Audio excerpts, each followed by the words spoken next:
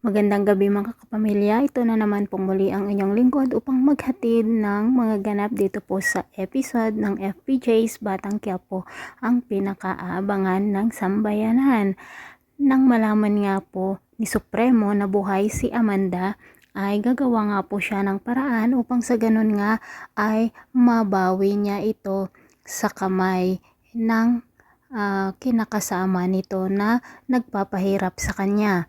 Samantala, sa pag-uusap naman ng mga kaibigan ni Tanggol doon sa bilangguan, nag-aalala sila dahil nga nakataya ang kanilang buhay at sinabi ng pinakapangulo nila na nag-aalala siya dito sa mga hakbang ni Tanggol dahil nga baka daw mapahamak si Bubbles.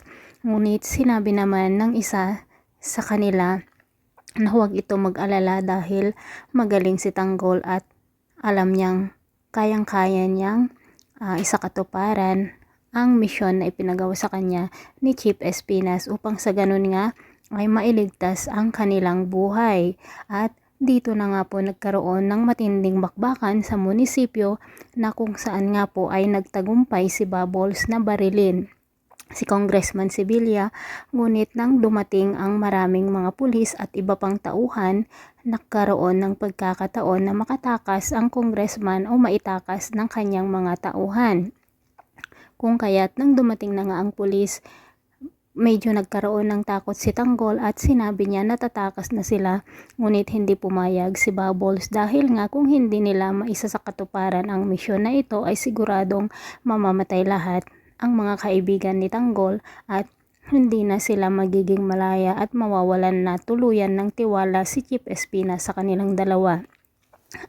Nang mga sandaling iyon, nakapag-isip si Tanggol ng paraan upang sa ganun nga ay makakuha ng motorsiklo na kung saan dito sila sumakay ni Bubbles upang sundan ang sasakyan kung saan dito isinakay si Congressman Sibilya para nga po wakasan na nila ang buhay nito. Nakipaglaban na naman ang dalawa dito sa mga tauhan ni Congressman Sibilya hanggang maubos nga po ang mga tauhan at nagkaroon o nagtagumpay nga si Bubbles at Tanggol dito sa pagsasagawa ng misyon na ito. Samantala, nag-aalala naman si Don Julio dito kay David dahil nga baka daw malaman nito ang kanilang illegal na negosyo at magsumbong pa ito sa mga pulis.